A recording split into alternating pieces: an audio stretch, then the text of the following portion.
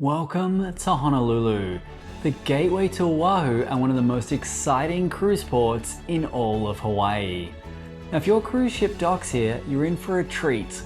World famous beaches, historic landmarks, lush scenery, and incredible food, all just minutes from your port. Hey there, Jeremy here and welcome back to the channel.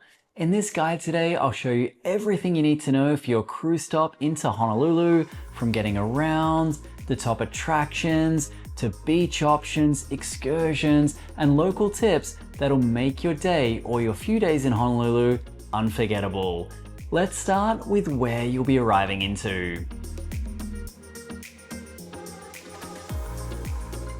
Alright, so let's start with the basics. Cruise ships dock right at the port of Honolulu, which is located at Pier 2 or Pier 11, just west of downtown and a quick driving distance from Waikiki. Now, if you're lucky enough to have an overnight stay, you'll get the chance to see Honolulu both by day and by night.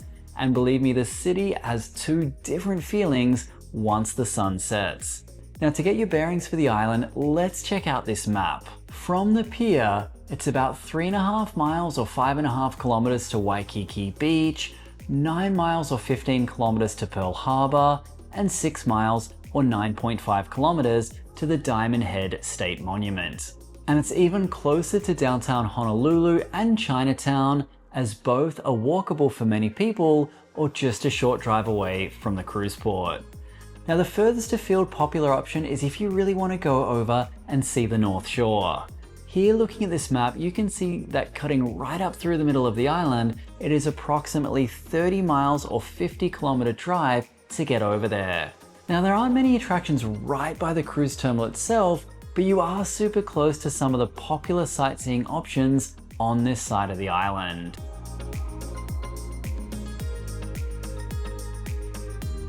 Getting around Honolulu is easy and it's often seen as being quite safe. Most people either take a taxi, a rideshare, or a shore excursions bus right from the pier, or they simply just get out and walk around if they're staying close by. Now, another option if you are docked near the Aloha Tower at Pier 11 is there's often a complimentary shuttle bus to the large, open-air Ala Moana shopping mall, which is pretty much halfway between the cruise ports and Waikiki. There is also the option of taking the Waikiki hop-on hop-off trolley, and we'll leave a link below in the description to their website for routes and pricing. You can also use the bus, which is Honolulu's public transport system, so if you're up for a local experience, it's clean, reliable, and cheap. It's just a few dollars per ride. Now, we actually have a video based on how to get from the cruise port to Pearl Harbor using public transport, so we will link that down below in the description if that's something you're interested in doing too. And for those guests who want more flexibility, rental cars are available near the port, and having a car is actually a great idea if you're planning to explore more of Oahu beyond the city, places like the North Shore or the Dole Plantation. It is recommended to book a car in advance though, rather than waiting till the day of your cruise visit, just to make sure your plans go smoothly and you don't miss out if the car rental companies run out of vehicles to rent.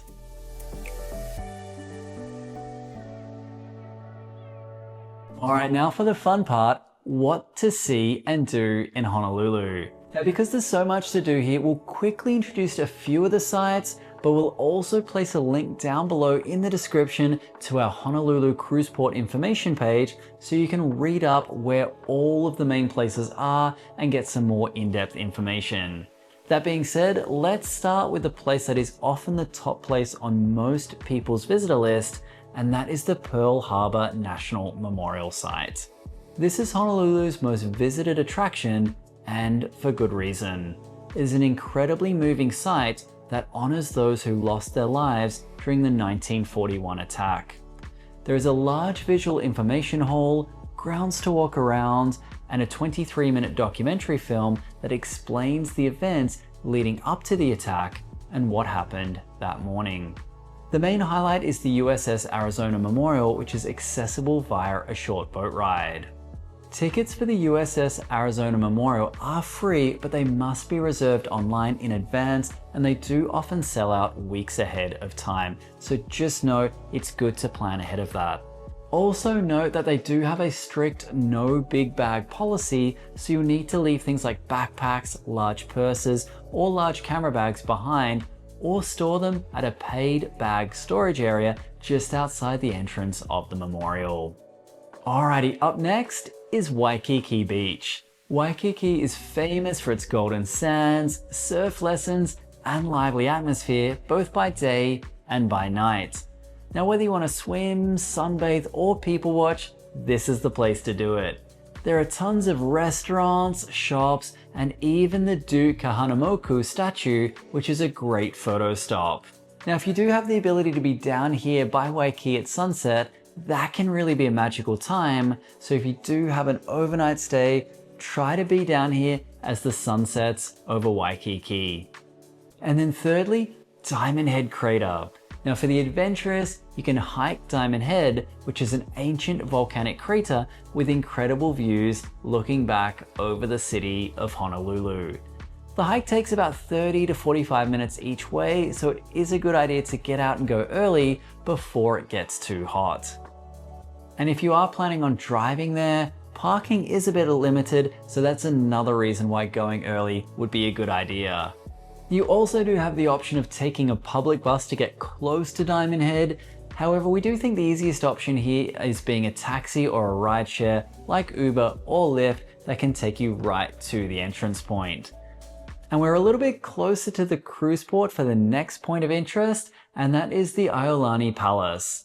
It is one of the most fascinating and actually often overlooked attractions in Honolulu, but it is a must visit if you're interested in history, culture, or learning what Hawaii was like before it became a US state. What makes ʻIolani Palace so special is that it is the only royal palace on US soil. It was the official residence of Hawaii's last reigning monarchs of the Kingdom of Hawaii in the late 1800s. The palace was completed in 1882 and was incredibly advanced for its time. In fact, it actually had electric lighting, indoor plumbing, and telephones even before the White House did. Now, as you tour throughout the palace, you'll see lavish rooms filled with original furnishings, chandeliers, royal portraits, and artifacts that tell the story of Hawaii's monarchy and its eventual overthrow. So if you're looking for something beyond the beaches and the shopping, something that gives real insight into Hawaii's identity, sovereignty, and cultural history, the ʻIolani Palace offers one of the most meaningful experiences that you can have during a Honolulu cruise stop. The other good thing about the palace too is it's right on the border of Chinatown, meaning you can explore there at the same time on the same visit. Another popular option, especially if you have a rental car on a whole day, is to head over to the North Shore, which is famous for its big wave surfing, shrimp trucks, and laid-back towns.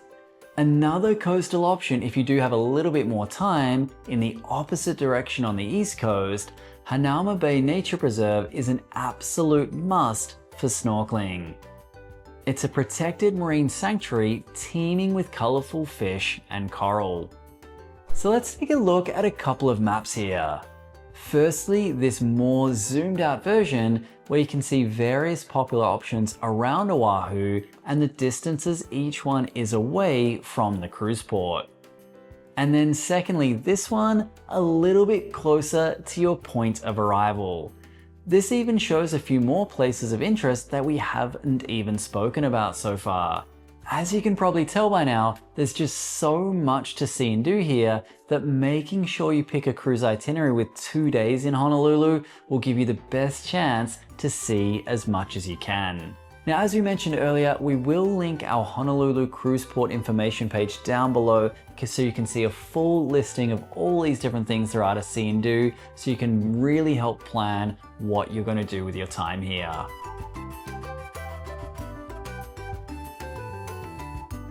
So now you know where you arrive, how to get around, and what to see and do. Here's a few quick tips to help make your trip to Honolulu even smoother. Firstly, if you are getting in the water, make sure to wear reef-safe sunscreen.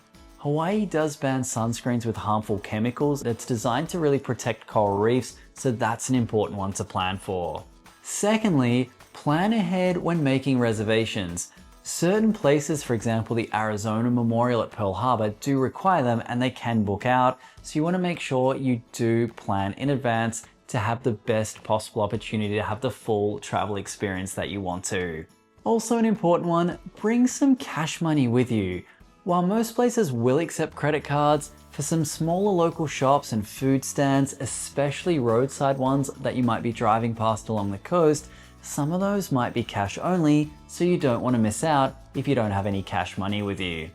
Also, Honolulu has some of the best food that you'll find anywhere in the world, and there's some amazing restaurants either near Waikiki or closer to the cruise port near Chinatown, but you want to really do your research beforehand because not all of them are open 7 days a week.